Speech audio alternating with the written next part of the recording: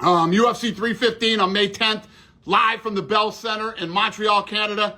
The main event will be Belal Muhammad, his first title defense, against, what was I just talking about?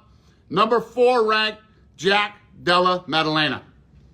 We tried multiple times to put together the Belal Šavkat Rakhmonov fight, but Rakhmonov is injured. So as soon as Rakhmonov's healthy again, we'll get him back in there, and obviously he'll probably be first in line to fight whoever wins that the Jack Della versus Belal fight.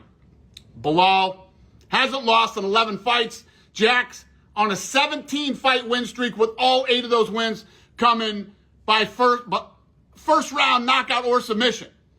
He's another guy who's earned like 5 performance bonuses in 6 fights. And his last fight against Gilbert Burns earned him Honors Comeback of the Year nomination. These guys have a combined 28-fight unbeaten streak that goes back over 6 years.